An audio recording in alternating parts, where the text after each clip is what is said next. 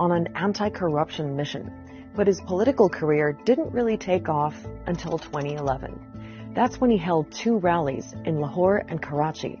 Tens of thousands of people showed up. He was promising to bring a new kind of politics to Pakistan, and 7 years later, that message helped him get elected as Prime Minister. मैं ये आपके सामने ये pledge करता हूं कि इंशाल्लाह ये एक बिल्कुल आप मुख्तलिफ किस्म की पाकिस्तान में गवर्नेंस देखेंगे. Now, until Khan came on the scene, Pakistani politics was dominated by 2 parties and 2 families. The Bhutto family, which is linked to the PPP, and the Sharif family linked to the PMLN. That's the party of the current Prime Minister, Shehbaz Sharif.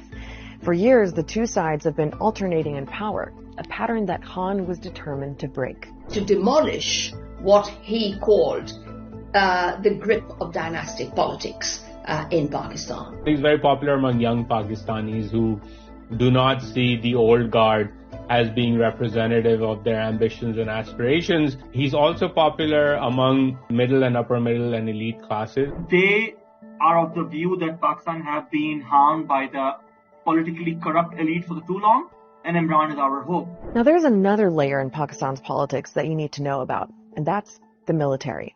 Since Pakistan's independence in 1947, there have been several military coups, and generals have ruled directly for 33 years in total.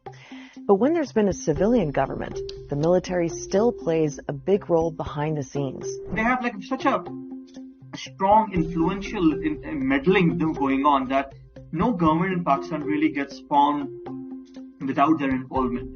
And it seems that was also the case for Imran Khan, that the military was pretty influential in his rise to power. This is something which is acknowledged by the military leadership of that time. People who have subsequently came out after the retirement and acknowledged and confessed that yes, we have helped Imran win. And Khan actually sold himself as a candidate who could work with the military.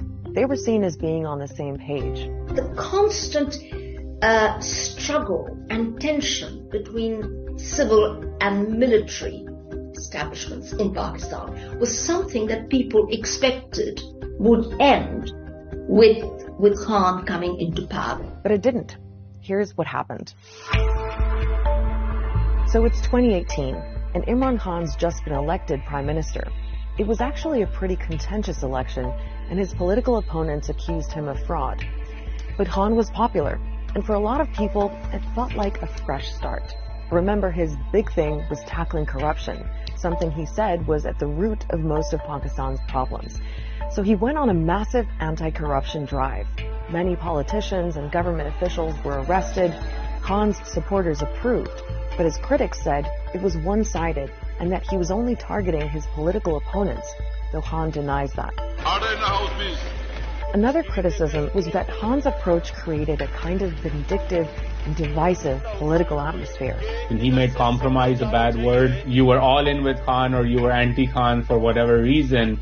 That was the conversation. Khan brought with him an extremely divisive, and some would say hateful style of politics. Much of that reflected in the language that he used, haranguing his opponents and accusing them of being thieves and crooks.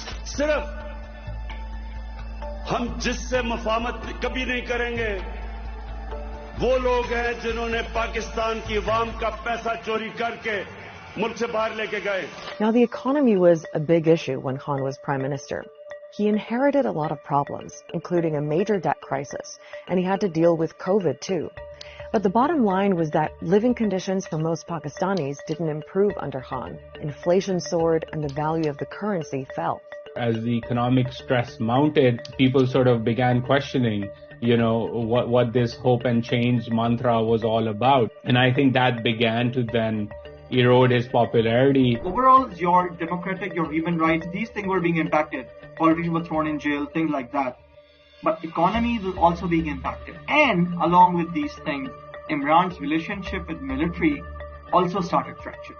Now, it's hard to know exactly how Khan's relationship with the military broke down because this is behind-the-scenes kind of stuff.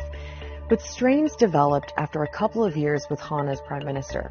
It seems the military wasn't happy about the way things were looking. The economy was in bad shape. And on foreign policy, Khan seemed to be going his own way with a more anti-Western approach.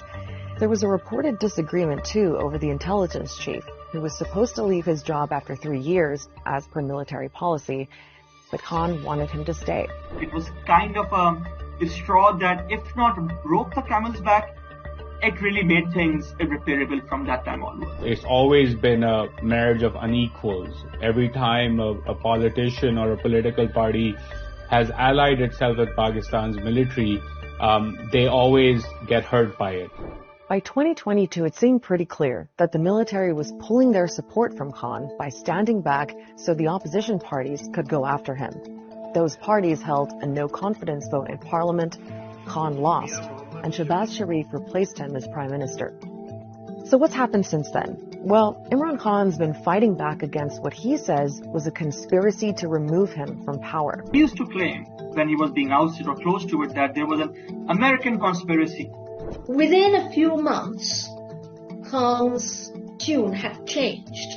It has moved from a conspiracy hatched abroad to a conspiracy hatched at home. He has also singled out the serving army chief as having some kind of personal grudge against him. He's held huge rallies all across Pakistan. At one of them, he was shot in the leg, and he says it was an assassination attempt.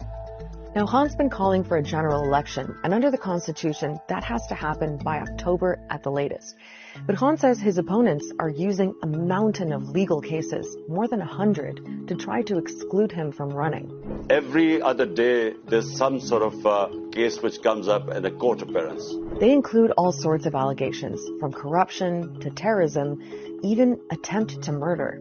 The military establishment, they're too scared for elections because they're scared I will win. So because of that, they're doing everything to make sure that I get out of the race. Being convicted on any one of these would lead to his disqualification, which is, I think, what they are trying for. It all got pretty dramatic in May, when Khan was arrested in connection with one of the cases. Anger against the arrest of Imran Khan has turned into violent confrontations.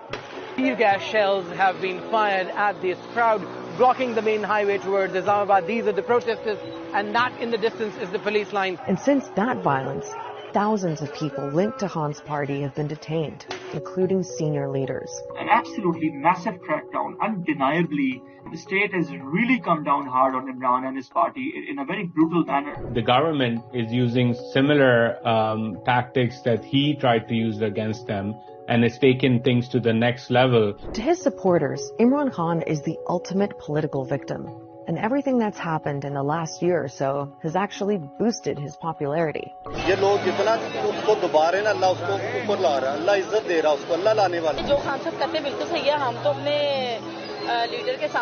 By all accounts, Imran Khan today is Pakistan's most popular politician. I think there is agreement that if elections were to be held tomorrow, he would win. So Imran Khan is as popular as he's ever been. And disillusionment with the current government of Shehbaz Sharif probably has something to do with that. There's a full-blown economic crisis. Pakistan is running out of foreign currency and could soon default on its debts if it can't secure more loans. And millions of people are still dealing with the aftermath of last year's floods that left a third of the country underwater. So while this brutal political fight is going on, there are so many other urgent problems stacking up. 4 million people just over a few months have fallen below the poverty line. And I don't think any segment of elite society, politically or institutionally in Pakistan, and that includes the military, has an answer to solving these problems. And that's the real tragedy here. Complete chaos happening. And it's easy to blame Imran Khan for it, or military for it, or this class or that class. And all of these allegations have partial merits. But ultimately, the people who are suffering are the people of Pakistan, the country as a whole. Check out our last explainer on why Arab countries are cozying up to Syria's President Bashar al-Assad. And don't forget to subscribe so you don't miss the next episode of Start Here.